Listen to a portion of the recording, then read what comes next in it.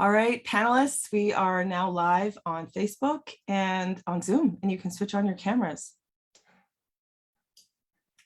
Hello, everyone. Hi, everyone. Hello to our panelists. Hi, everyone at home. We are now live on Zoom and Facebook. Good evening to everybody, and a big welcome to all of you who are tuning in from home. This is a virtual book launch for Capitalism and Dispossession, Corporate Canada at Home and Abroad. And we have a tremendous lineup of speakers today.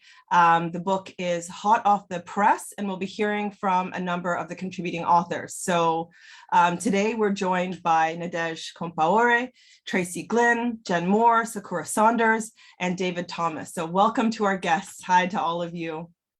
My name is Bianca Mageni, and I'm with the Canadian Foreign Policy Institute, and we're the host and organizers of today's event. And you can find out more about our work at foreignpolicy.ca.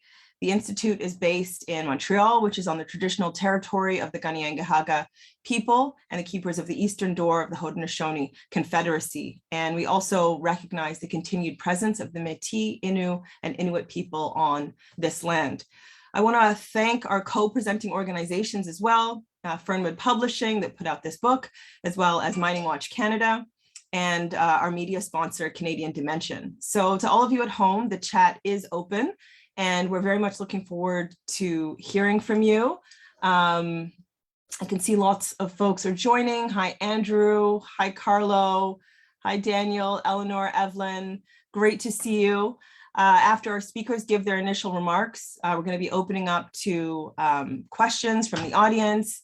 And so you can just post your questions in the Q&A box, which is just below. It's a lot easier for us to see your questions there than it is in the chat. So please do post them, and we'll get to as many as we can, time permitting.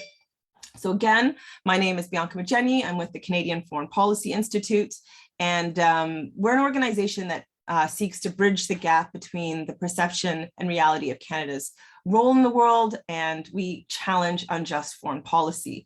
And our organization is reliant on contributions from our community to keep doing this work. So please do consider donating or becoming a sustainer at foreignpolicy.ca/donation. So CFPI has done lots of events, but the role of corporations hasn't taken center stage yet. And yet it's a really big part of what drives Canadian foreign policy. So today, we're really pleased to just be taking the time to zero in on this important aspect of Canada's international role with the virtual launch of this new book, Capitalism and Dispossession, Corporate Canada at Home and Abroad. And this evening's focus is on the latter half of the book, which focuses on corporate Canada internationally. So it's very well known that Canada is a mining superpower. Canada is also a major global banking powerhouse, and Canadian corporations lead in many domains, like the engineering firm SNC-Lavalin. Much of the work of Canadian diplomats involves advancing corporate interests, and in fact, dozens of countries, the top priority of our diplomatic apparatus is advancing profits for mining firms. So to protect Canadian companies abroad, our federal government has done numerous things. So for instance, they've signed dozens of FIPAs or foreign investment accords. Today in Ottawa, I know there's lots of people that are out there protesting. The CanSec Arms Fair is taking place. And this is an event that brings together thousands of corporate representatives with similar numbers of government and military officials. And this isn't the only venue for this type of fair. Canadian government and military officials promote arms sales at similar exhibits and other forums across the globe. Another really important way that the Canadian government enables corporations is via Global Affairs Trade Commissioner Service, which is massive and has 161 offices across Canada and around the world. And if you go to the Trade Commissioner website itself, it says for more than 120 years, the Trade Commissioner Service has been helping companies navigate international markets, close quote. And this is a trade commission that has historically been willing to do business regardless of the political climate or the degree of exploitation, including, for instance, during the colonial period, while European powers ruled Africa. So given the massive role that corporations have in shaping our foreign policy, we're very, very happy to launch this important new contribution to understanding corporate dispossession and power, and in particular, its impact on the most marginalized of communities. And so with that, it's my pleasure to introduce our first speaker of the evening, David P. Thomas. Dave is an associate professor in the Department of Politics and International Relations at Mount Allison University. His teaching and research interests focus on the role of Canadian actors abroad and on international political economy. David is the editor of Capitalism and Dispossession. Welcome, David. So to kick us off, could you start by letting us know a little bit about the background surrounding this book, how it came to be, and what it's about, in addition to elaborating on your chapter on the important topic of Canadian banking. Welcome, Dave. Great, thank you, Bianca, and thanks so much, everyone, for attending. It's obviously very exciting for either an editor or an author to be in a group of people who are really interested in the subject matter and interested in talking about that stuff. So it's great to be here today. Thanks so much to the Canadian Foreign Policy Institute and also Mindwatch Canada, Canadian Dimension, and Fernwood for putting on this event.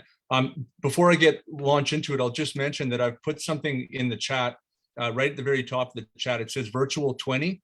That is something that was provided to me by Fernwood, the publishing company. If you use that, it's a discount code on the book. If you order, you can order the book from Fernwood's website, and using that discount code, it's a 20% off discount. And they mentioned that will be active for the next week. So anyone here, please feel free to use that code and buy the book if you'd like. So anyway, it was great to do this event. And just quickly, by way of background, it was Eve Engler contacted me to get the ball rolling on this event. And I think it's an important thing to mention, because one of many things that started my interest in looking at the role of Canadian corporations and Canadian actors abroad was Eve Engler's book with Anthony Fenton in 2006, quite a long time ago now, called Canada in Haiti, Waging War on the Poor Majority. And I distinctly remember reading that book, and it helped kind of propel a lot of my interest in studying Canadian actors abroad. So thanks for that, Eve. And so I've been doing a lot of work over the last 10 years or so, looking specifically at the role of Canadian corporations acting abroad.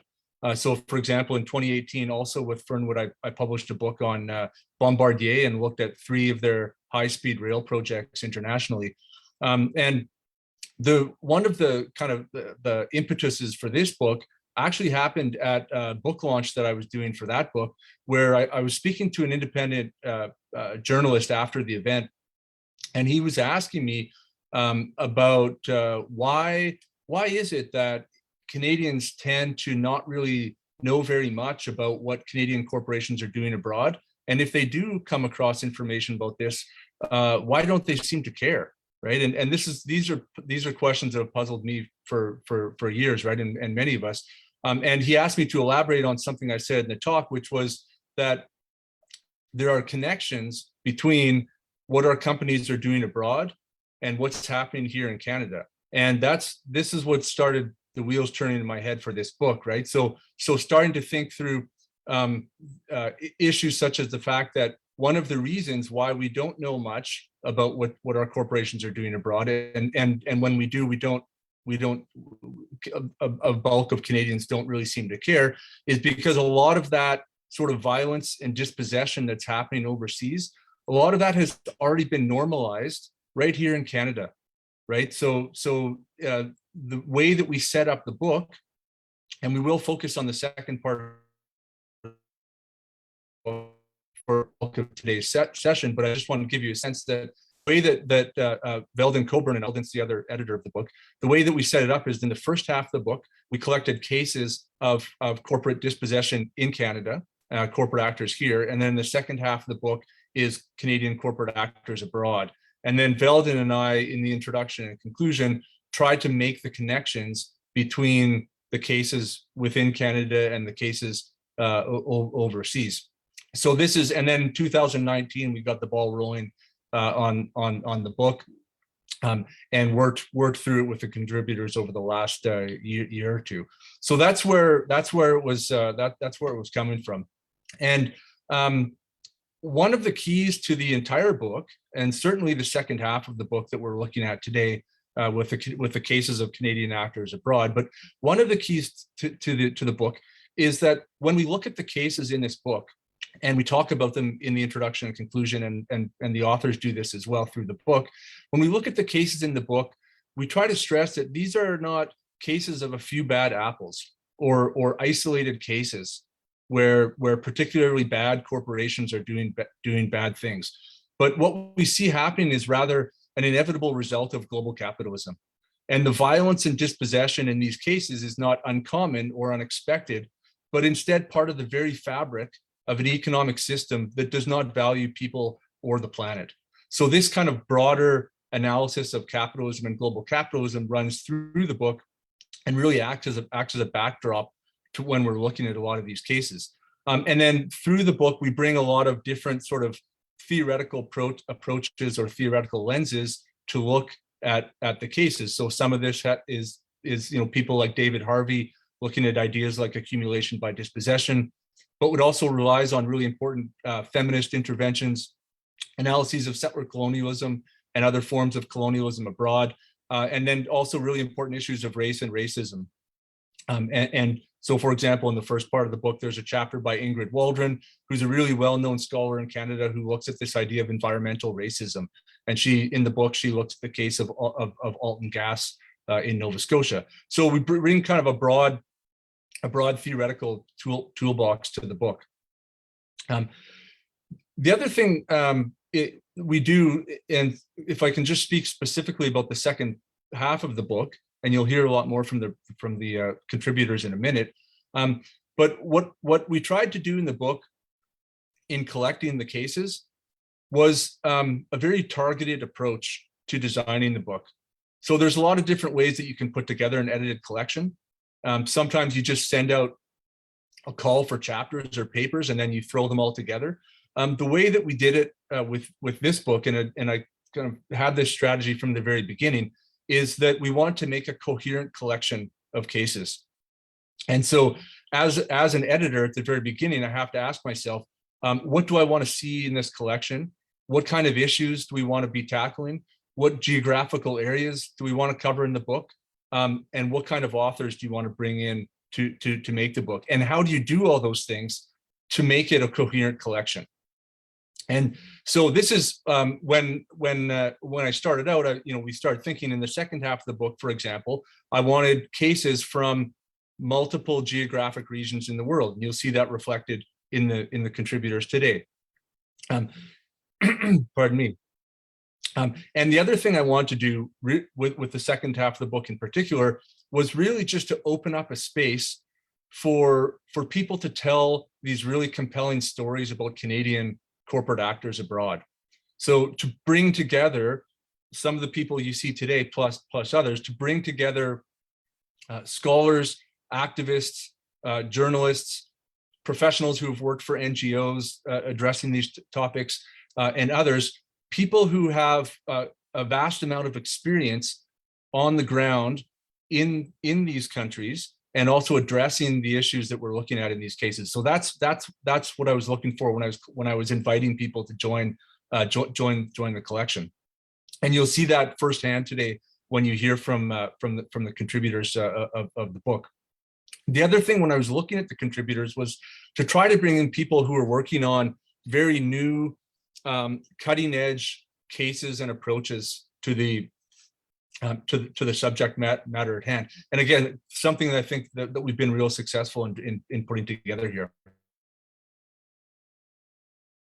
And bringing the cases and chapters together, we were also looking for people who could present these stories in an accessible way to a broader audience, and who could locate their work also within broader structures, whether these structures are capitalism, racism, feminism, colonialism, and place their analysis of the cases within broader kind of theoretical or lenses that they can look at in their cases. So that's just quickly by way of the background on the book and where I was coming from putting the book together.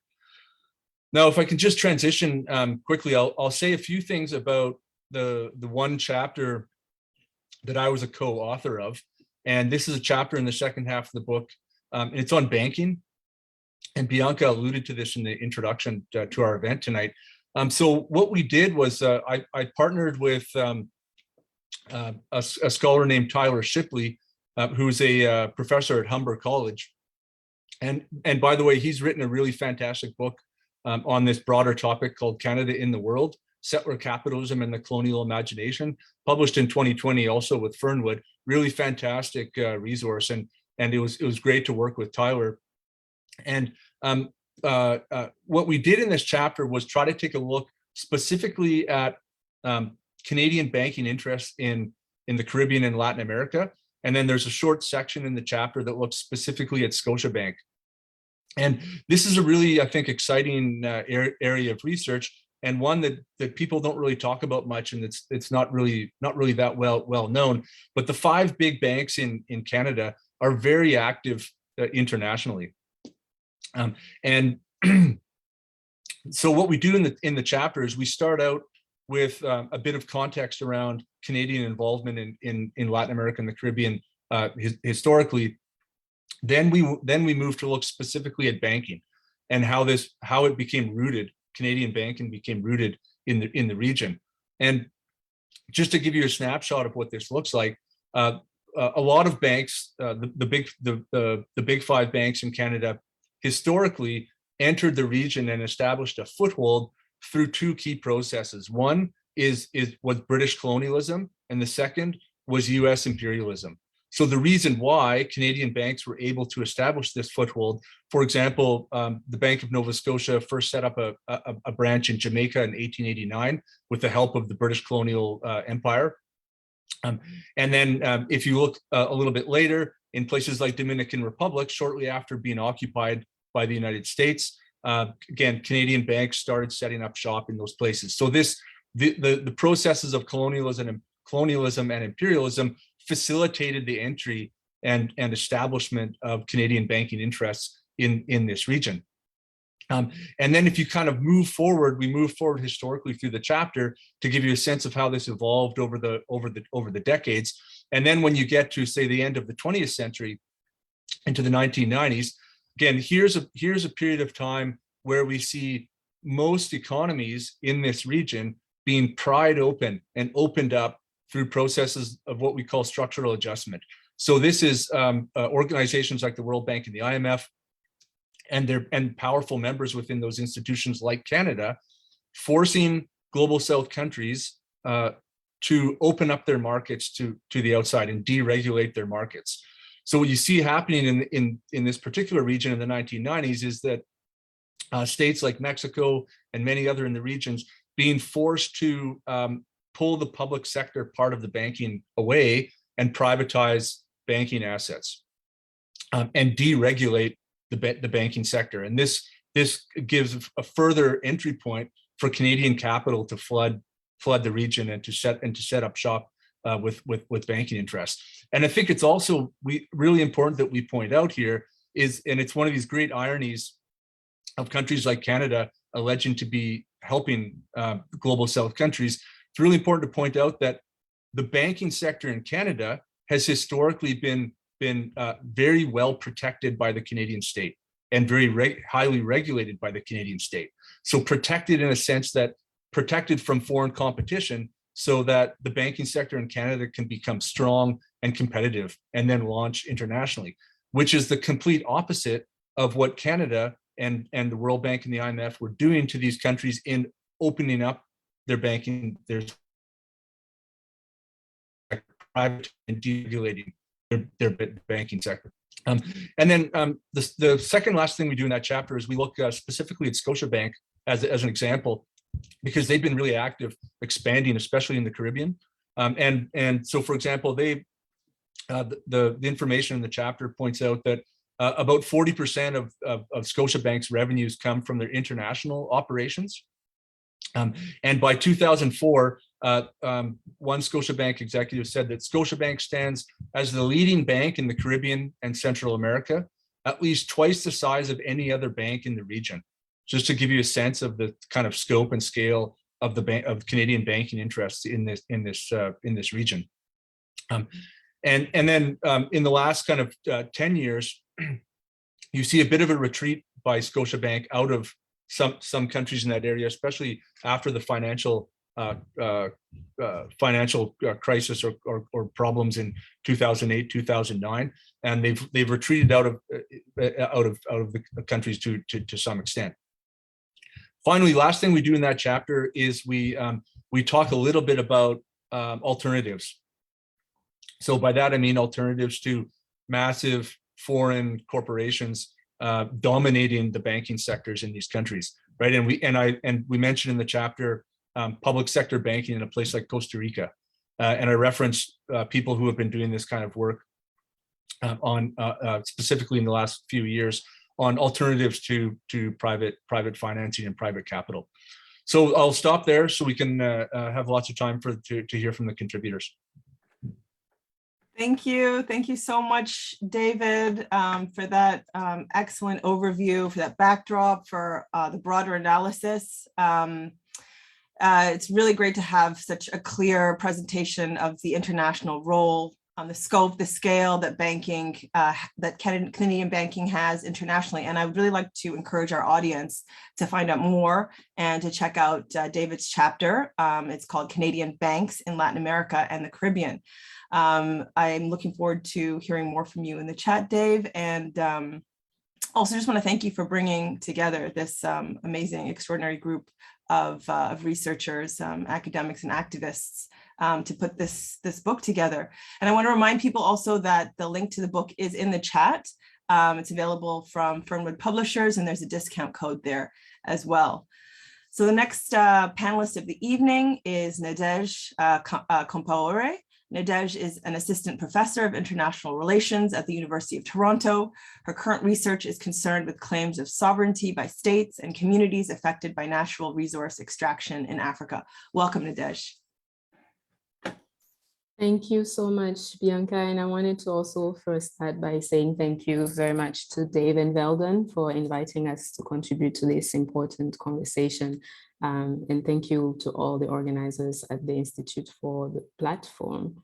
I also want to just quickly mention that it's a collaborative piece, my chapter, with my colleague Tongdoma Zongo, who can't be here today. He's a researcher at the Institut des Sciences des Sociétés in Ouagadougou in Burkina Faso, and he's an expert on mining governance in Burkina and has written extensively on that topic. I hope that there will be a recording. I think he's looking forward to watching that. And so I want to start by, this is something that I think a lot of people in the audience might know about, but just over a month ago on April 16, 8 miners working on the Canadian-owned zinc mine in Pekwa in Burkina Faso were trapped in floodwaters. The company operating the mine is Vancouver-based Trevally Mining. And for people who are not familiar with this issue in Burkina, the tragedy eventually generated international attention, mostly because it initially seemed that neither the Burkinabe government nor the Canadian Mining Company were doing serious work enough to find these miners. So after this intense surge in the international scrutiny, a lot of support was actually had to be brought from Ghana, various expertise from South Africa, to bring resources to help these rescue efforts. And unfortunately, after 39 days, on May 24th, 4 bodies were found. The other 4 have not been found as of yet. And the search continues. And I wanted to start by this, even though our chapter was obviously written well before this tragedy. And we do speak of specific structural issues in Burkina's mining sector. But I wanted to start by highlighting the blame game that quickly unfolded in this context. Unfortunately, this also is not an isolated incident. There's a lot of these types of tragedies across the continent. But the blame game was very interesting to me because the Burkinabe government quickly zeroed in on the Canadian members of the Trevally Mining Company. It seemed that they were the only culprits and they were not allowed to leave the country. while investigations on the causes of the incident unfolded. And I believe the investigations are still ongoing. But I say this because there is definitely a complicit structural issue here between all three actors. The Canadian Mining Company here, the Burkinabe government, and the third actor that tends to be unspoken of is the Canadian government itself. So there's already extensive work on the need to hold Canadian mining companies accountable for these types of tragedies in the workplace, including human rights abuses, environmental rights abuses, especially relating to mineral and oil extraction practices abroad. Especially a lot of the examples in Latin America and Africa testify to that. But in the Burkinabe context, I thought that it would be interesting to point to specific actors that tend to go under the radar, and these were the artisanal small-scale miners. In Burkina Faso, Canadian mining companies are the biggest mining presence with approximately 5 billion Canadian dollars in investment in the country as of 2019. And our chapter wanted to align with these calls for more accountability in the Burkinabe context, but we really wanted to go beyond the actions of individual Canadian mining companies in order to question that systemic process held together both by the governments of Burkina Faso and Canada with the contribution, if you will, of these Canadian mining companies. So we focus on these artisanal small-scale miners because they've been marginalized and they're continuously displaced. Literally, they have to move when industrialized miners come through, as provided even by the legal structures. And so literally and legally, they're continuously displaced and dispossessed. So we wanted to highlight that and highlight that tripartite complicit arrangement between these three types of actors. And so the chapter really talks about the how of this marginalization. The whys are already very much debated in the literature, especially with people like Gavin Hilson, who talks about the why of what he calls the LSM, large-scale mining bias in the mining industry. And so given that we don't have that much time, I'm not sure how long I have left, I just wanted to highlight 4 illustrations of these types of marginalization. So in the Burkina context, for instance, we've had 3 mining codes. The first one was established in 1997. This is interesting because artisanal small-scale miners have been operating in the country since about the 70s and probably earlier, but they've had their own informal structures, but that's still structured a lot more consolidated in the 70s. And so this mining code was established way after they've already been doing their own thing. It was revised in 2003, and the latest revision is in 2015.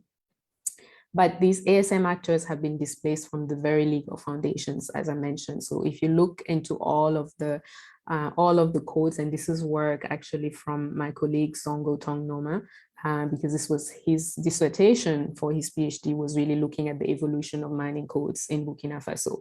And he noted that there was the clause when it comes to ASM activities was that the ASM activities end when a large-scale mining company arrives. And it hasn't really changed in all the iterations. There's also no compensation for these displaced ASM actors, except if they hold research permits, which means that most of them won't qualify for any compensation, and there's no relocation corridor provided. So this is not a surprise, again, because of that so-called bias towards large-scale mining.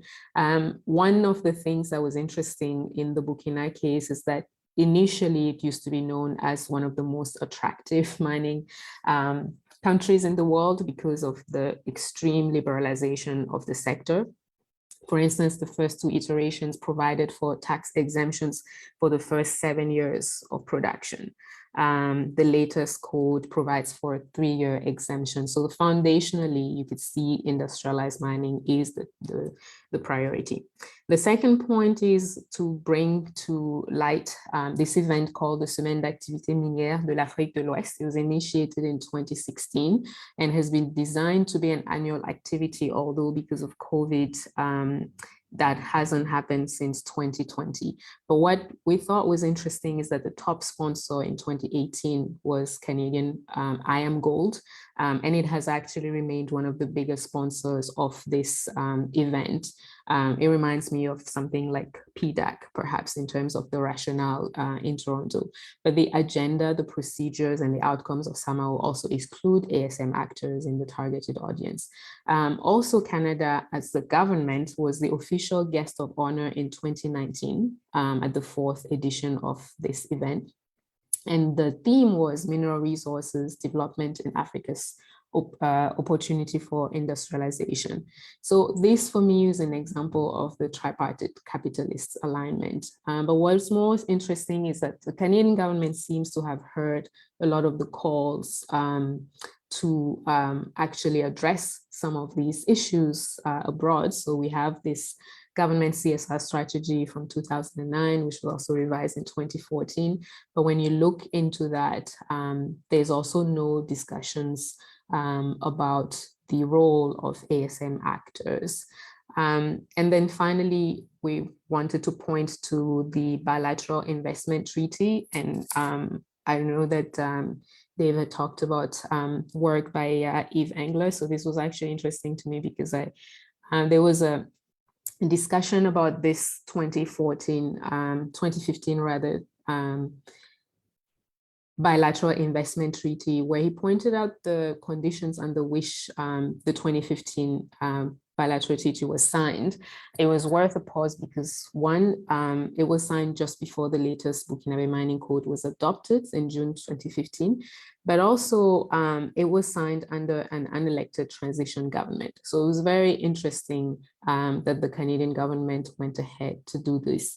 So this was all part of the discussions on the delegitimation and the dispossession of ASM actors, because when it came to discussing expropriation within this treaty, although it acknowledges the need for compensating investors, the very legal foundation of the Burkina Mining Code, which actually allows for expropriations, was not addressed in this bilateral investment treaty. So these were just a lot of the examples that we wanted to go through to highlight this sort of tripartite complicity where the Canadian government tends to be not off the hook, but their role tends to not really be defined as much as that of the companies operating abroad. So I'll stop here and I'm happy to expand more during the Q&A. Thank you, Nadège, for all of those critical details and the tripartite complicity and alignment framework is very helpful. I'm very grateful for your new contribution in this book as well. Nadège's chapter is Canadian Mining in Burkina Faso, Artisanal and Small-Scale Mining, ASM, Delegitimation as Structural Displacement, and it's written with Zongo Tong Noma. Thank you also for bringing the terrible mining incident in Burkina Faso to our attention. And I'm looking very forward to hearing more from you during the Q&A. Also just want to let folks at home know that on June 12th, we are partnering with Mining Watch on an event titled African Mining in Canada, Looting a Continent. And I'll put information on that in the chat as well. And that's open to the public. It's great to see so many people participating in this call. There's over 100 of us here, and it's important that we are able to generate this type of interest in these important issues. The next panelist of the evening is Sakura Saunders. Sakura is a mining justice organizer based in Halifax. She's an editor at protestbarrick.net that serves as a portal to groups researching and organizing around mining issues, particularly involving mining company Barrick Gold. Welcome, Sakura. Hello, and thank you so much for having me today. Thank you for that presentation, Nadège. It reminds me of Barrick in Tanzania, where they displaced, one mine displaced 50,000 artisanal miners, and another upwards, the estimates go all the way up to 300,000, though it is disputed exactly how many for one industrial mine. And of course, these sites have been plagued with human rights abuses since, that have gone unaddressed. And to just bring up a very recent issue that came to light after I wrote my chapter. I just shared the article from the Globe and Mail just, I think last week, it came out. All of these emails of, Barrick pressuring Canadian diplomats and Canadian diplomats pressuring the Tanzanian government, not around, of course, any of these human rights abuses or anything like that, but reminding the Tanzanian government how much foreign aid they received from Canada, when basically the Tanzanian government was trying to ban gold, like concentrate exports, because they found that Barrick was cheating taxes, not reporting how much was actually leaving the country because they weren't smelting it, and they weren't melting it down in the country. Plus, they were trying to encourage that sector within Tanzania.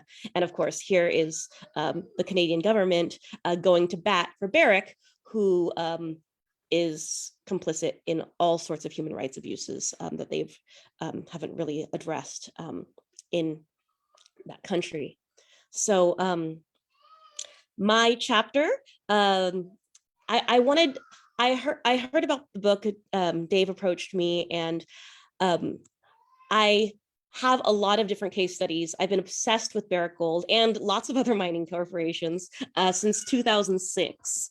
And so I have lots and lots and lots of stories of abuse, and many of them I actually did insert into my chapter. But I really wanted to tell a different kind of story. I wanted to tell a story that actually honestly makes my blood boil. And not to, breed cynicism, I kind of try to make that clear. I want it to enrage the readers as well, who hopefully don't already know this information. And of course, the story is, the story of trying to create a legislative framework to hold Canadian mining companies operating abroad to account. And, it's of course not these efforts that make me so upset, but of course all of the weaselly, corrupt, and even retaliatory things that the government has done in response to these efforts, and the somewhat elaborate strategies of mining companies, even in roping in universities and development organizations into their schemes to avoid accountability. And it's something that I was paying a lot of attention to. I first got engaged with Canadian mining issues when I was working for a journalist organization called Corp Watch in Oakland, California. And during that time, I just happened to, in 1 year, meet 3 representatives, all of Barrick impacted communities. And by the time I met the third, I was like, we need to stay in touch. We need to do something about it. They told me, it was a Western Shoshone grandmother and her lawyer. And they were like, well, Barrick's shareholder meeting is in 6 weeks, so let's do something about it. And we ended up writing this collaborative report and presenting it there. And I've just been obsessed with them ever since. And then my obsession had me eventually move to Toronto, where the University of Toronto is based. And, that is where the Monk School is, and then eventually the Monk School. The Monk Center for International Studies was first, and then it became the Monk School for Foreign Affairs. And those schools got established in, especially the School of Foreign Affairs, in a very, very shady process, where they basically irregularly extended summer executive authority, where decisions weren't made by the governing council of the university, but were instead made by like 3 people, including President Naylor at the time of the University of Toronto. It's worth noting that right after he left the University of Toronto, he jumped right on Barrick Gold's board. And so I not only tell this story of, how people, civil society actors at this moment of extreme hope, I would say. I mean, there's a lot of cynicism, sure, too, but 2005 to 2007, it actually looked like the government was going to do something about all these human rights abuses abroad. And then I look at the role of the University of Toronto in basically creating a parallel institution to undermine this entire effort to have some legislative foothold to hold companies to account. So I'm just going to back up a little tiny bit. I only have about 5 minutes, and I usually tell this story over an hour, but you will just have to get the book if you want to get all the gory details.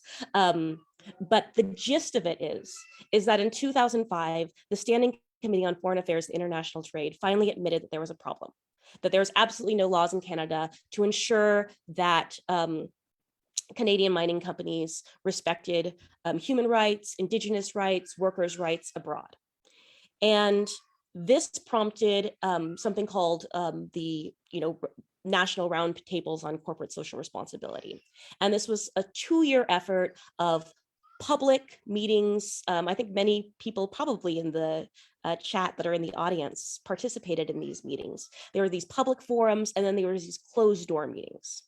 And the public forums attracted a lot of people from impacted communities, a lot of advocates like myself. This is the first thing I ever engaged in terms of my advocacy in Canada. I was living in Oakland at the time. And then these closed door meetings were with civil society groups like Mining Watch Canada and the Halifax Initiative at the time, and then mining companies and PDAC and other industry groups. Now, the amazing thing is that this kind of closed door meetings and this group of civil society and mining companies were actually able to come to a consensus document. Basically went back to a corner. Even the mining companies couldn't admit that there, wasn't a problem going on. Like there was clearly a problem going on. And so they release this consensus report, and then that report gets buried for years. And instead of responding to this consensus report, or that report just being the report, because they already went through this painstaking process of coming to consensus with mining companies and civil society, Harper released a completely other report. And that report kind of defined the next steps that the Canadian government took. And it was a case of one step forward with the roundtables and the 2005 Standing Committee report, and then 2 steps backwards, where we saw NGOs that participated in the roundtables process retaliated against. We saw CETA first diverting money towards mining CSR projects and more explicitly aligning their goals with foreign affairs objectives of the Canadian government to completely being dismantled. And, it was a heartbreaking process, and it was heartbreaking to see it unfold.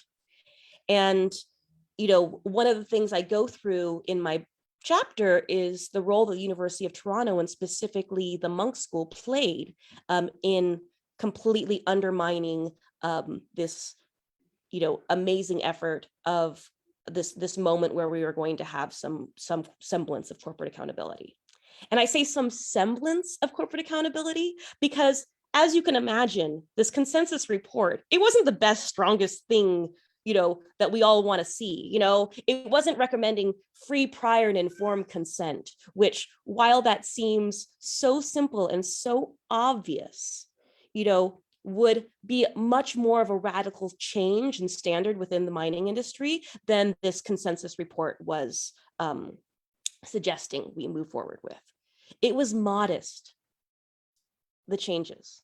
It was saying that if a Canadian mining company was abusing human rights and it didn't look like it was going to get better, if a Canadian mining company was contravening, these international environmental norms and it couldn't be fixed or remedied, then the Canadian government could withdraw diplomatic support and could withdraw financial support.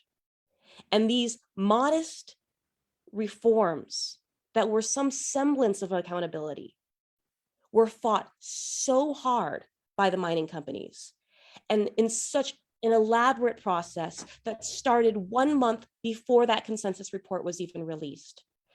And it was a parallel process called the Devonshire Initiative that was founded on Devonshire Place, at the University of Toronto, headed by Marquita Evans, who then went on to be the first CSR counselor for the Canadian government, which was the government's answer to the ombudsperson that the consensus report was suggesting. And the Devonshire Initiative, again, the University of Toronto founded institution, it was a collaboration between not civil society organizations, but development NGOs and mining companies. And those development NGOs ended up becoming the recipients of the CEDA funds when that money was taken away from human rights advocates. And I'm very much painting broad strokes here. There's many more stories I could tell. It starts a little slow, but it gets a little juicier in terms of the scandals that I insert into that process. But I have to stop now because I'm at 10 minutes. But I hope that gave you a taste of, I don't know, how heartbreaking that process was and still is to this day, because we still don't have an ombudsperson with any teeth. We have an ombudsperson in name, but that doesn't even have the power to investigate. And I could just talk about this forever, but my 10 minutes is up. So thank you so much for having me tell at least a little bit of the story that I tell in my chapter. Thank you, Sakura. And like Sakura said, if you want all the juicy deets, you'll have to buy the book. So thank you so much for sharing your stories, many outrageous, and for highlighting the corporate influence on academia, and for your continued efforts to hold mining companies to account. And congratulations on this important new contribution. So Sakura's chapter in Capitalism and Dispossession is titled Undermining Accountability, Barrick Gold, the University of Toronto, and the Corporate Capture of the Canadian Government. We look forward to hearing more from you in the Q&A. Our next panelist of the evening is Tracy Glynn. Tracy is an activist, scholar based in Fredericton. Her work focuses on supporting communities affected by resource extraction, migration, and border policies, as well as inadequate healthcare access. She teaches at St. Thomas University and the University of New Brunswick. Welcome, Tracy. Thank you, Bianca, and thank you to the Canadian Foreign Policy Institute for hosting tonight's evening. And I want to share my screen because I have some slides to show. So congrats to Dave Thomas and Veldon Coburn for putting together such an amazing collection of works. I hope that you can all see my screen. Maybe Dave can give me the thumbs up if it looks okay. Okay. Yeah, so my chapter is based on a photo voice study that I did with women in Sorako, Indonesia, who live with the Vale nickel mining and smelting operation in their backyards. So from the late 1960s to 2006, the operation was owned by Canadian nickel mining giants, Inco. So since I began international campaign work with JATEM, a network based in Jakarta, supporting communities affected by mining in the early 2000s, I was especially interested in the Inco, now Vale nickel operation because it was Canadian owned, and folks from the affected community asked me as a Canadian to talk to Canadians about this project in their backyards. And that's when I was introduced to the good folks at Mining Watch Canada. That was just a baby at the time, I think only 2 years old. So in my remarks this evening, I want to briefly describe the findings of our Photo Voice project by women from Sorako, facilitated by myself and Indonesian mining activist and scholar Siti Maimuna. So Sorako is located on the Indonesian island of Sulawesi. It's a valley town nestled along a picturesque lake where locals farm and fish like generations before them did. It's also the site of one of the world's largest nickel mining and smelting operations. Pictured here is the sprawling smelter complex. So protests against the nickel operation date back to the 1970s and have continued sporadically to this day. It was not until the year 2000, however, that women, especially the sisters Warima and Naomi Manenta, Karanse Dongi sisters, became the loudest voices of protest. The women say that Inco took advantage of their community's forced expulsion during an Islamic State rebellion in the 1950s to grab their land and mine its nickel. So much of this plunder began with the authoritarian rule of General Suharto, starting in 1967 and lasting until 1998. An ally of the West during the Cold War, Indonesia under Suharto became an attractive location for foreign investors, multinational corporations, including Canadian, looking to extract metals. Canada ignored the fact that the Suharto regime was killing and imprisoning dissidents. In 1997, as the sun was setting on the Suharto regime at the APEC, Canada welcomed Suharto at the APEC conference in Vancouver. Then Prime Minister Jean Chrétien defended the actions of the RCMP that pepper sprayed protesters. At that time, many people were aware of Indonesia's atrocities in East Timor. In response to questions about the use of pepper spray on the protesters, Chrétien callously said, "For me, pepper, I put it on my plate." So at the turn of the millennium, after Indonesia was no longer under the brutal authoritarian reign of Suharto, Karanse Dongi diasporas began reuniting, reclaiming their land that had been mined and left abandoned by Inco.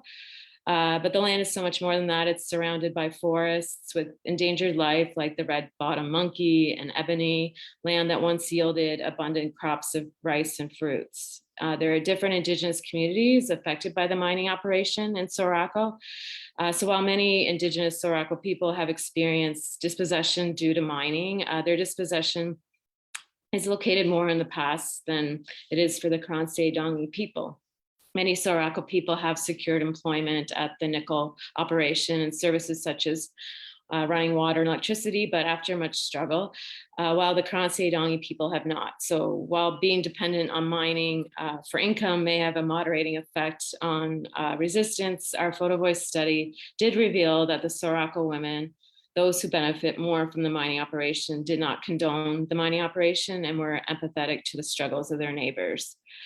The Karanse Dongi and Sorako women discomfort what Paula Butler calls the comforting scripts and claims of goodness of the mining industry. So through their photo stories, the women challenge the claims of goodness that are rife in the mining industry. Inco's early hiring practices perpetuated white supremacy and ethnic divisions. Inco filled executive and managerial positions with white males from Canada and Australia. They hired locals as lower paid workers and often would lay them off. Such hiring practices have changed somewhat due to pushback from Indigenous organizations, but colonial scripts are still at play today. Perhaps in response to our Photo Voice project in 2019, Vale launched their own journalism and photography contest. The winning media included only material that portrayed Vale's positive contributions. Cesar and other anti-colonial theorists have noted how colonialists activate claims of goodness in racist packaging to justify their rule. So the colonialists see themselves bringing civilization to needy indigenous populations on resource-rich lands that only have value if the resources are mined.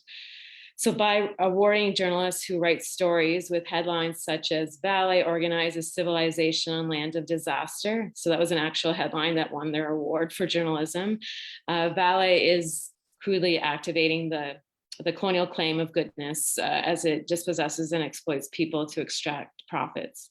So in contrast to the mining industry's publications, the women's body of work included photo stories of displacement and dispossession, making it harder for people to grow crops. Their stories told that, and there were stories about how people are experiencing precarious employment, substandard housing, inadequate services, like healthcare and education. There were stories that expressed deep concern for the strip mine mountains.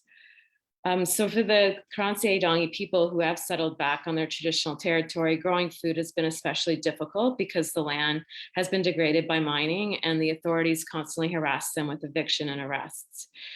There are many photo stories that I could share. The women did produce 75 photo stories, this group of 14 women, but I'm just going to share 3 of them because that's all I have time for. So Kayla's photograph of fruit trees in a field does not immediately show struggle, but reading her accompanying story tells a grim history of displacement and dispossession of the Kranse-Adongi people. Kayla says these trees are a testimony that the Kranse-Adongi people were here. No one can say that the Kranse-Adongi people were not here. The Kranse-Adongi people planted these durian, mango, orange, and dangan trees 70 years ago. Now our land and our trees have become Valley's golf course. So today, the fruit trees that Kayla's ancestors planted provide shade to the golfing mining executives, but are no longer a source of income for the Kranse-Adongi. The women's photo stories tell a different story than the one being told by the mining industry. The industry story often begins with today, where they play the protagonists while resisting Indigenous people are demonized as being in the way of development and progress. The structural violence found in places of resource extraction with inadequate social services is felt deeply in Sorako, where the lives of Kranse-Adongi people have been cut short due to, for example, due to unsafe school transportation and inadequate healthcare. So Vicky noted her concerns over unsafe school transportation for Kranse-Adongi children. Her 14-year-old daughter was tragically killed on a motorcycle on her way home from school in 2014. Peggy should have turned 22 years old this year.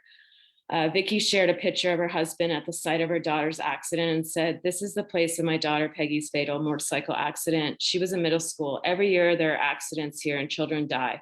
Inco Valley promised to make safe school transportation available, but this promise has yet to be fulfilled. I want there to be a safe bus for the Kranse-Adongi children to go to school."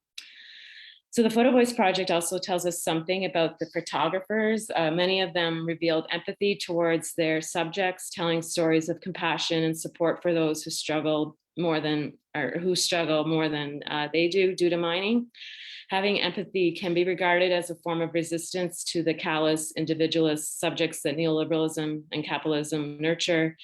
So acting in a compassionate way towards another human and other life forms is thus a subversive act under capitalist social relations, since it troubles the commodification of land and labor and the creation of self-maximizing entrepreneurial human subjects. So we did bring the women together from the 2 communities that did the Photo Voice Project in a convergence.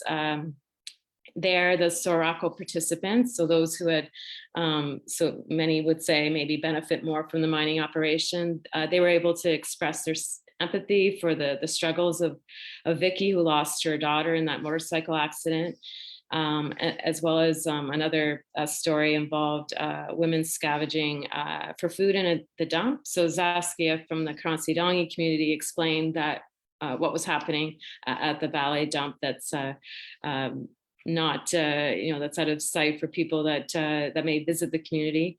So she explained, many women work at the dump. My situation is better than my friend. She's a widow and has 5 children.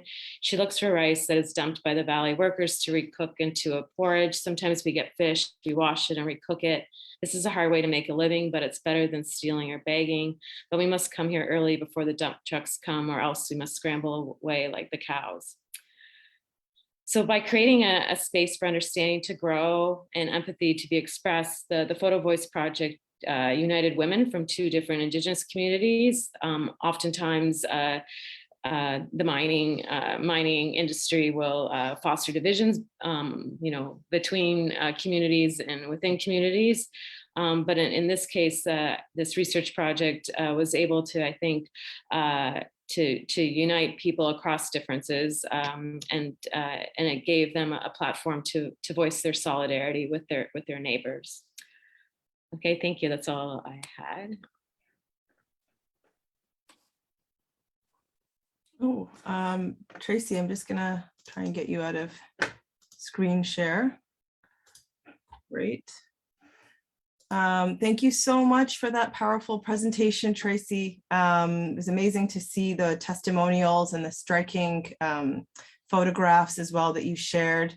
And thank you for sharing your findings. So Tracy's chapter is called "It Has Not Been Like a Dream, Challenging the Story of Extractivism in Indonesia." I want to remind people at home that after we hear from our next speaker, Jen will be taking your questions. So please put those in the Q&A box. Thanks again, Tracy. Looking very forward to hearing more from you in the Q&A. So our final panelist of the evening is Jen Moore. Jen has been researching, writing, and collaborating closely with the struggles of mining affected communities and allied organizations in Latin America, Canada, and other parts of the world for over a decade. From 2010 to 2018, she coordinated the Latin America program at Mining Watch Canada. Welcome, Jen.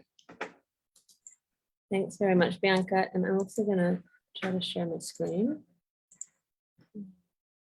Let me know if that is showing up okay. Okay, and I just first want to start with a really big thanks.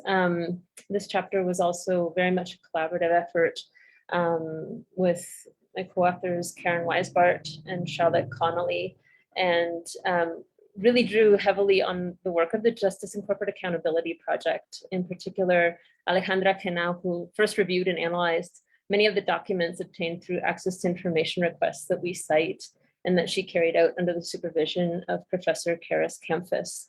And I also just want to say a very big thank you to Dave and Belden for inviting us to contribute this chapter, which made it possible to pull many years of research together in what I think is an important illustration of Canadian economic diplomacy. And we look in particular at very much at its neo-colonial facets and racism in the context of the Escobal silver mine in southern Guatemala during a particularly critical time when Tahoe Resources was seeking an operating permit for the mine between 2012 and 2014. And I cite here on the slide how economic diplomacy is really just one facet of Canada's whole of government approach to serve the interests of Canadian capital abroad. And in the government's own words, this entails all government of Canada diplomatic assets being harnessed to support the pursuit of commercial success by Canadian companies and investors.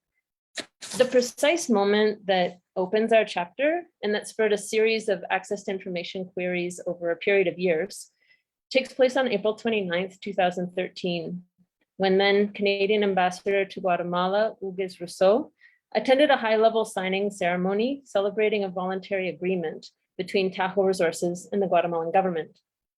At the ceremony, Tahoe agreed to pay voluntary royalties of 5% to municipalities around its Escobal silver project.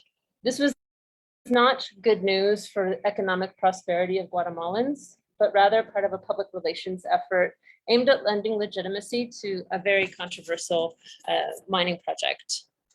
This event took place at a high point for community organizing when multiple local community and municipal referendums were being held across the affected region, in which tens of thousands of people voted to peacefully and democratically demonstrate broad opposition to any mining in the area. Also notable is that community organizing accelerated at this time when 3 weeks earlier, the Ministry of Energy and Mines issued Tahoe an operating permit and dismissed without consideration over 200 individual complaints from community members concerned about potential mining impacts on water, health, and livelihoods in this largely agricultural area. The royalty ceremony also occurred at what was a low point in terms of violence and militarization. Just 2 days before the ceremony, private security guards in the employ of Tahoe Resources opened fire on a group of men who were peacefully demonstrating outside the mine site, wounding 7. This violent event, one of many connected with this project, led to a groundbreaking civil lawsuit in British Columbia. 4 days after the signing ceremony, the entire region was placed under a state of exception during which civil rights were suspended. This lasted for most of the month of May, but 3 military outposts remained in the area and several resistance members were jailed for months. This was part of a counterinsurgency strategy enacted by the Guatemalan state in coordination with Tahoe Resources. Struck with fear, local organizing went quiet for about 6 months. By then, in January 2014, Tahoe Resources succeeded in putting the mine into commercial operation. For all these reasons, when we saw the embassy show up at this ceremony in April 2013, we were really concerned with what it knew and what it was doing around this period. However, despite many attempts over a period of years and a complaint to the Office of the Information Commissioner, we were able to obtain very little information about the royalty ceremony. Nonetheless, we were able to gain really important insights into the embassy's overall role that's central to the narrative and analysis in our chapter, and how Canadian economic diplomacy operated to facilitate Tahoe Resources' interests, enabling significant harm to the Xinca Indigenous people and their neighbors, the implications of which continue today. I only have time to provide a few brief highlights of our findings, but overall, the evidence gathered illustrates how the Canadian government acts as a risk manager for Canadian capital abroad, even when knowing that the outcomes will be severe for affected people. We found important evidence that the embassy was fully aware that the approval of Tahoe's final operating license in March 2013 would lead to an escalation of conflict and militarization in the area. Specifically, in an email to his colleagues, Ambassador Rousseau shared credit for the company's achievement and it anticipated upheaval. I'll read, "Everyone's perseverance finally paid off today. We are expecting quite a backlash from the opposition groups that were probably taken by surprise. However, this time, both the government and the companies are ready to defend themselves with an aggressive campaign on the benefits of responsible extractive industry activities." Beyond the royalty ceremony, as I've already alluded to, the campaign was indeed aggressive. Notably, over 100 community members were criminalized around this time, others were shot and wounded, several were jailed for months, and ultimately the entire area was militarized in order to terrorize people and enable the mine to go into operation within 6 months. We also found that Canadian Embassy's actions and inactions reinforced structural racism and violence, enabling the sorts of mining harms against affected communities that have been so well documented in Guatemala and elsewhere, as Tracy, Nadège, and Sakura have already spoken about today. We draw on Etienne Droit-Grégoire's work to show how Canadian economic diplomacy reinforces dominant racist and patriarchal tropes used by Guatemala's economic elite, who have historic associations with Guatemala's far right and repressive military regimes. These tropes characterize Indigenous and Campesino resistance as anti-development, unreasonable, and subversive, with ostensible links to organized crime. They hold that community conflict and diverging interests are illegitimate, that conflict is derived from wrong assumptions or misinformation, and that conflict is the result of third-party manipulation by environmental NGOs, by the local Catholic Church. We found examples of the embassy reinforcing each of these notions. I'll just share one of these that took place specifically during a visit that the embassy facilitated in late 2012 from Governor General David Johnston as part of its efforts to gain Tahoe its operating permit. He insisted during a press interview that the company's conflicts with communities were a product of misperception. What I would tell any mining company and any local Guatemalan group is that all they have to do is sit down with all the players, including those in favor of mining, to see for themselves that this will be good for their community. I'm convinced that in the majority of cases, with all the information on the table, they will say this is the kind of society that we want for our community. There was clearly only one possible outcome of such dialogue, according to the Governor General. Finally, we find that the embassy's role was completely one-sided, and its definition of Tahoe Resources as either a Canadian or a US company was a matter of convenience, depending on who was asking for help. In late 2012, Canadian officials used the company's limited ties to Canada as an excuse to dismiss calls for support from land and water defenders in the context of intensifying criminalization and threats. In response to a letter from Canadian and US NGOs, Canadian officials responded that Canada expects Canadian companies to respect all applicable laws, but it is not feasible to hold an American company accountable to the policies of the government of Canada.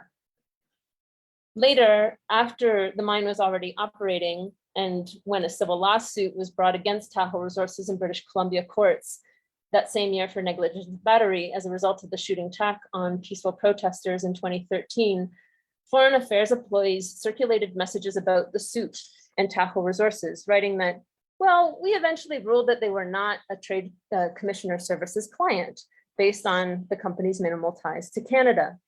The implication of the conversation taking place was that while the company was Canadian enough to benefit from its lobbying against any royalty increase, particularly one that was also taking place in 2014, that it was not Canadian enough to be held to account in Canada for violence directly involving its private security guards. In fact, in the thousands of pages of government records that correspond to this time period, we found no evidence of attempts by the embassy to collect information on community grievances, much less to investigate them. Ultimately, we observed that the embassy's concern is singularly focused on private profit, while its diplomacy relies on racist and paternalistic assumptions about affected communities and contributes to the and violence against land and environment defenders. Today at the Escobal mine, it's been picked up by Vancouver-based Pan American Silver. Pan American Silver settled the lawsuit in British Columbia, but the underlying issues all remain. The mine has now been suspended for 5 years. People got their courage back a couple of years after the mine went into operation. And since June 7th of 2017, they're coming up on their 5-year anniversary. They started to prevent all trucks from accessing the mine as a result of 2 ongoing 24-hour peaceful protest camps. This is one of them. And also that was shortly filed by a 2017 court order recognizing that the Xinka Indigenous people have been discriminated against in the issuing of the permit for the mine and ordering the Ministry of Energy and Mines to carry out a still ongoing consultation process. And I'll just conclude by saying that this is, as Dave started out saying, like, this is not a case of bad apples or a one-off situation.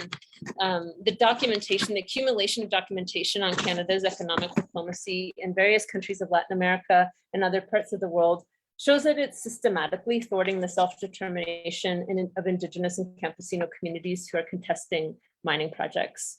And we very much agree with the editors of this volume that the change needed must seriously challenge the predatory, militarized economic development model that Canada is actively helping to force on Indigenous peoples and other communities in Canada and abroad, and that this should start with the respect for people's self-determination. Thanks very much. Thank you so much. Thank you so much, Jen, for that excellent presentation. And for also giving us background on this important chapter, clearly the culmination of many, many years of work and research. And I know how hard it is to fit all of that information, important critical information and exposition into 10 minutes. And so I hope that many of you at home will pick up the book. Jen's chapter is called Qualifying as Canadian, Economic Diplomacy, Mining and Racism at the Escobal Mine in Guatemala, and is co-authored with Karen Weisbart and Charlotte Connolly. So I want to just note for people at home that we will be rebroadcasting this discussion to both YouTube and Facebook. And you can subscribe to our YouTube channel actually, and you'll get immediate notifications. So with that, we're going to move on to our Q&A period. So I'd like to invite all of our panelists back. And I see that we do have a few questions and a couple were submitted in advance. So I'll get right to that because we don't have very much time left. So the first question is for any of the panelists, and it is, what are the differences you've noticed between how corporate Canada operates at home and abroad? And maybe we can start with Dave, because I know this is something you've been thinking about. Sure. So I think one of the things that Veldon and I really honed in on in the book is not so much the differences, but the similarities. Because I think there's in a lot of ways there's an assumption that Canadian corporations do all these horrible things overseas, and that in Canada we have laws in place and other things that make them act better, which is kind of true. But at the same time, if you look at the cases in the first half of the book, you can see that the type of dispossession, the type of violence, the kind of social and economic problems that are created through Canadian corporate projects, there's a lot of similarities.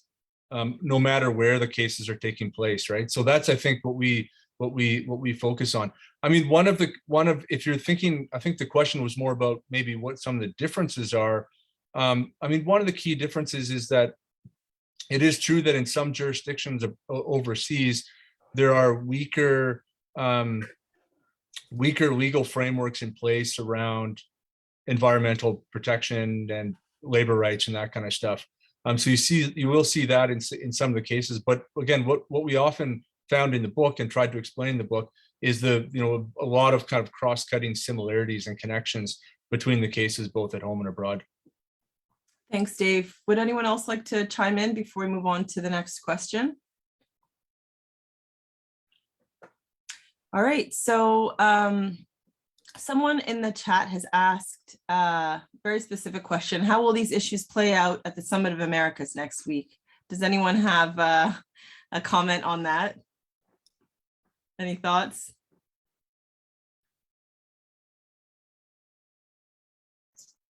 All right, I'll let you all think about that one for a bit. I'm going to move on to the next question. This question is for Nadège. How much of Canada's diplomatic efforts in Burkina Faso are devoted towards mining? What's your answer to that in your estimation? That's a great question. I would just say a lot. In the chapter, for instance, I had stumbled upon this ad from the Canadian government recruiting a consultant to get them to go through like all the developments of mining in Burkina Faso. It was published through the DevEx website that recruits very well paid development consultants.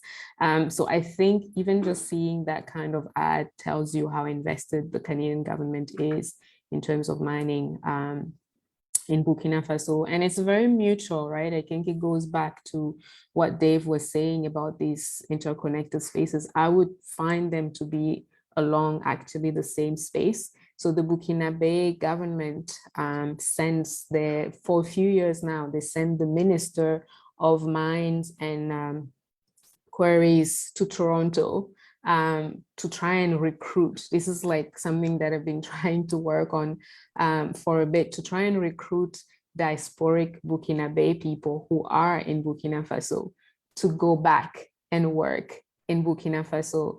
And I think this is them trying to get away with the local content requirements in the mining codes without actually doing the work of fully recruiting local people who really need the work and training them if they must.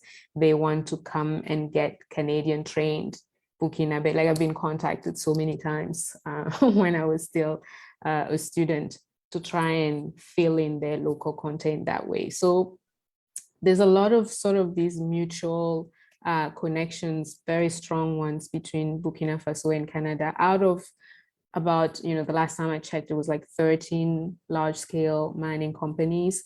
7 of them were Canadian and 2 were actually, excluding 2 in the phase of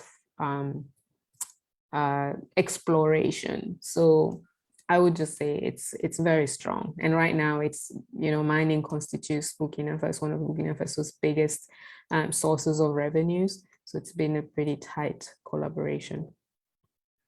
Thank you, Nadège. And Sakura, Tracy, and Jen, in the areas that you've been researching and active in, have you noticed similarities to what Nadège has noted in Burkina Faso?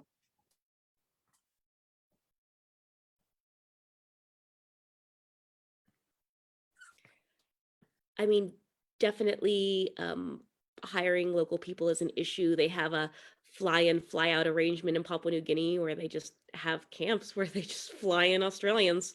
And they save the local folks for the, more dangerous work. Like where there is a section that's underground mining, for example, that would be local folks. And then of course, all the people that are displaced, right? Just the small scale miners, as Nadège was saying, that they don't have any job. And I think it's, huge when you think about,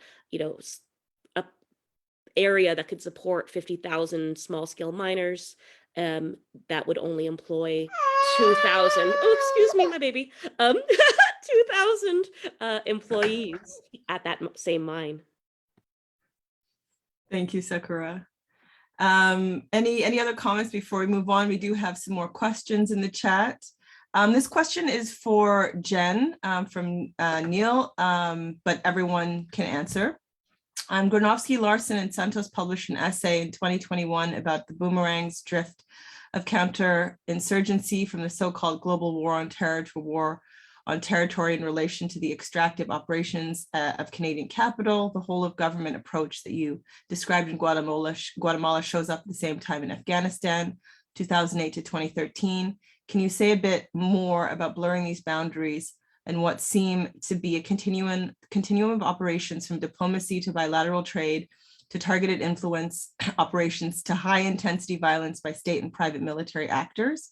Question mark. What do you make of this increasing indistinction between security operations and the operations of Canadian capital? So that question is for Jen.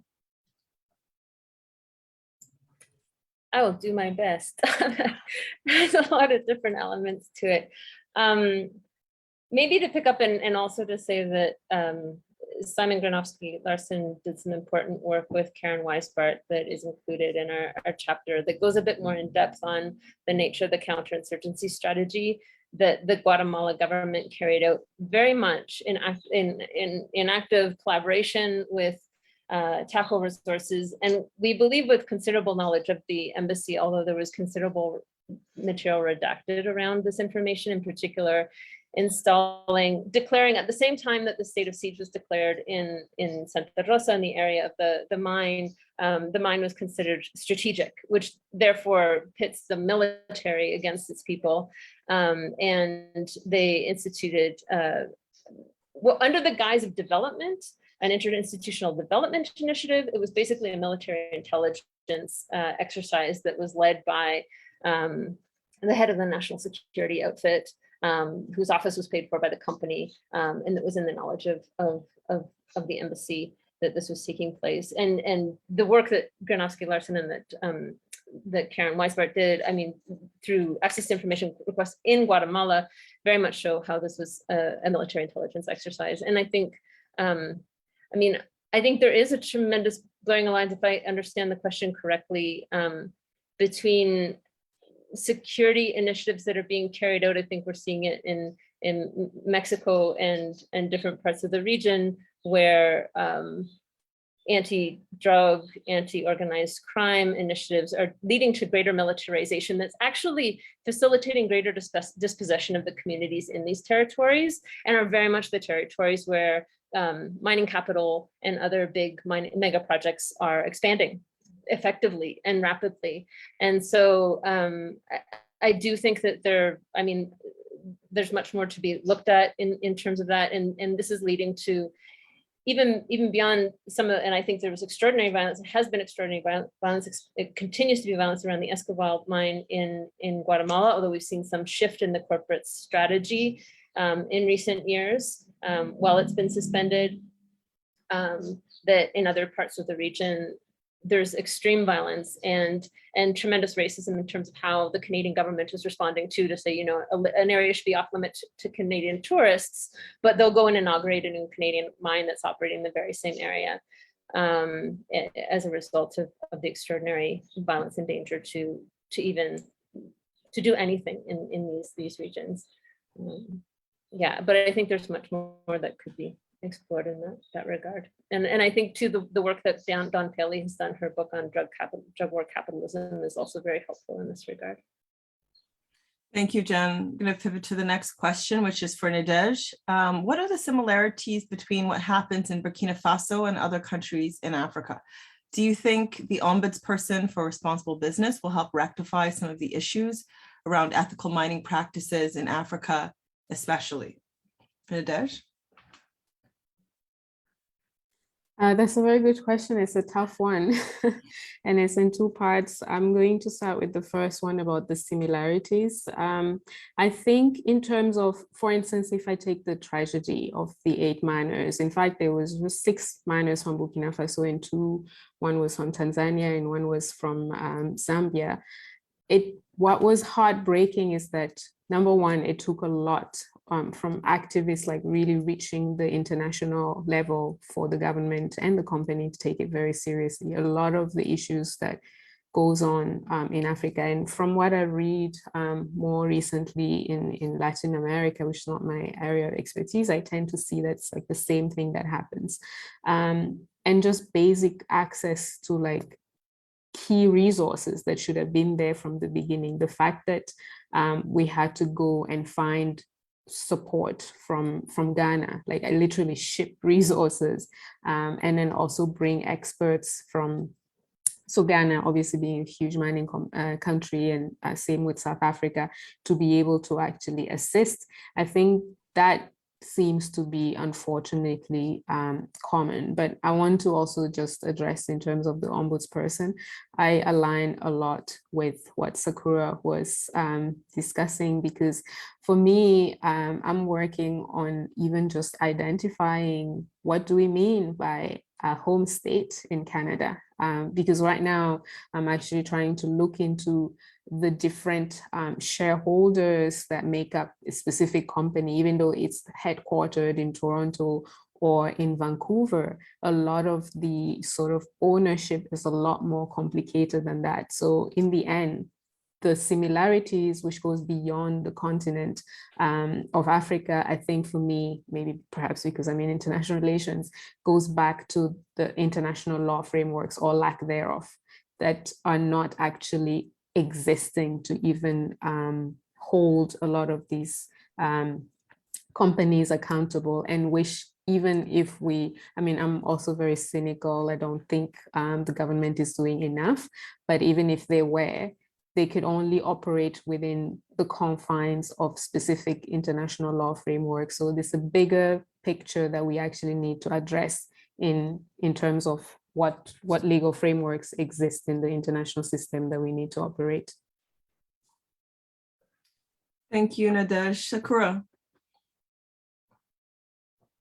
Yeah, I just have a comment that I always make when I'm doing these presentations, which is, kind of comparing what law applies to what issues, and, if you have, investor protection, you have very hard law, you have tribunal law, it's not appealable. You're getting these very explicit rulings with dollar amounts attached to them that threaten all sorts of, have all sorts of other consequences if the country can't pay, versus human rights law, right? Where if you're a bad actor, you have a report written about you.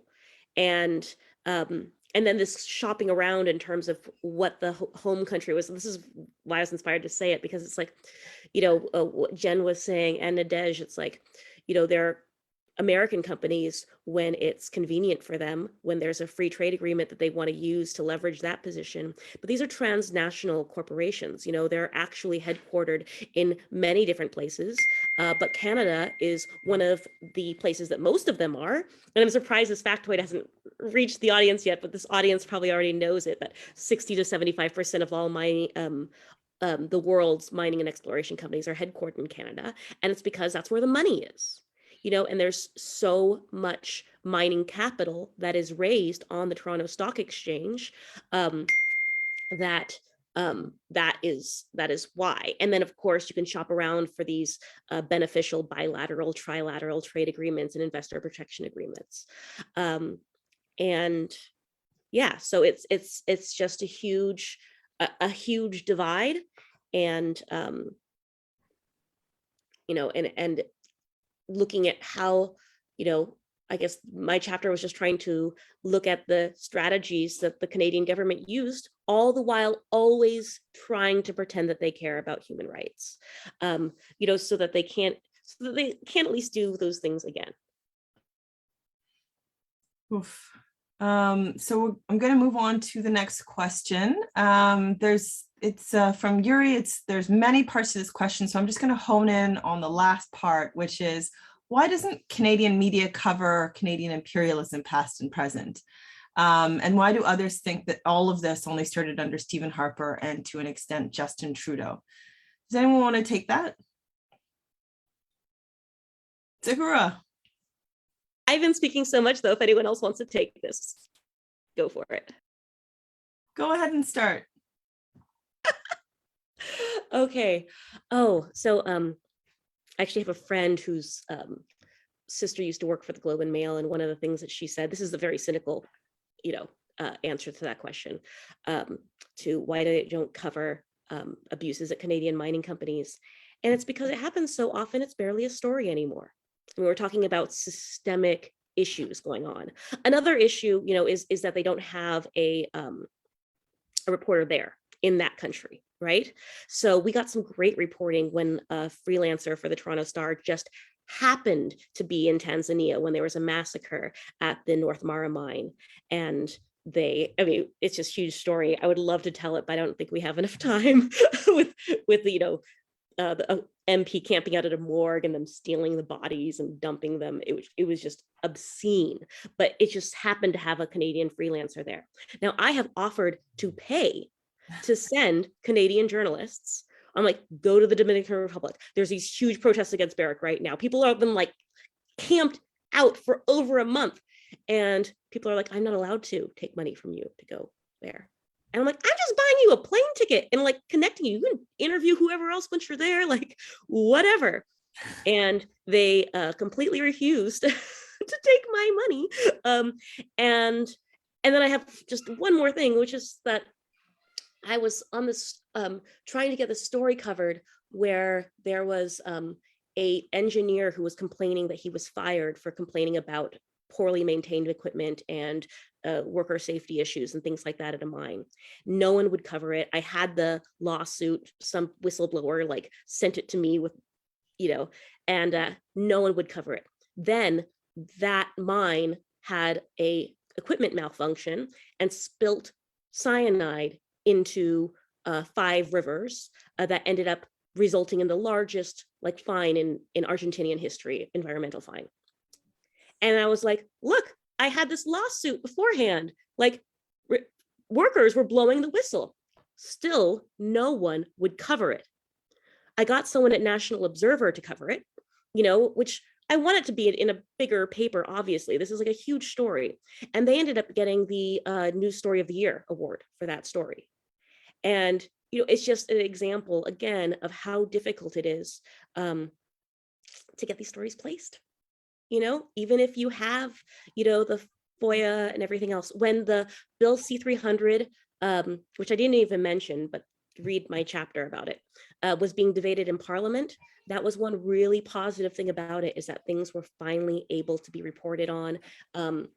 But the Canadian population has no idea of the extent and the systemic nature of the abuses at Canadian mine sites. Just a quick follow-up question, Sakura. Why do you think that journalists didn't want your money? Why did this journalist not want your cash? Why are they unwilling to go there? They just weren't allowed to. They just weren't allowed to. Yeah. Yeah, because I'm obviously biased, right? I'm, I get paid nothing to do this work, but I'm biased because I care about justice and human rights and things like that. So yeah, it's unfortunate. So the last question is from Wes, and Wes wants to know what's happened in the present that's shown progress or not in the last years around our federal government with respect to their dealings and concerns around the subjects that we've been talking about today. Would anyone like to tackle that? Have we made any gains? I can start with a quick answer and just say that I think we've seen more continuity than anything, and more, perhaps I think the Trudeau administrations have been more adept at whitewashing than other things, and than any substantial change. And I just wanted to pick up on the earlier question that, just starting with Harper and Trudeau, I think, you know, if we started in Guatemala, the story of Canadian intervention goes back to the coup in 1954 and Inco's interests in the country post-coup. And I think Tracy's story starts many decades ago. And I think too, looking at some of the work of Tyler Shipley and others who have looked a bit more at the history of Canadian foreign policy and the overlap too with the relationship to how that mirrors Canadian relations with Indigenous peoples in Canada is really helpful to debunking those perceptions. And yeah, so I would just that's my short answer though on the final question. That I don't think much has changed at all. Thank you, Jen. Any other final thoughts before we sign off for the evening?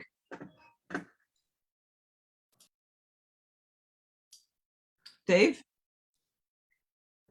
No, I was just going to say thanks again for having us all for the event. It was really great and great questions from everyone. And thank you for your interest.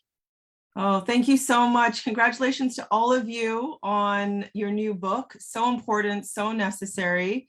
Thank you for being a part of this discussion, for your passionate presentations, your rigorous research, and for doing the important work of connecting corporate activity and dispossession, both here in Canada as well as abroad, and its implications on the most marginalized.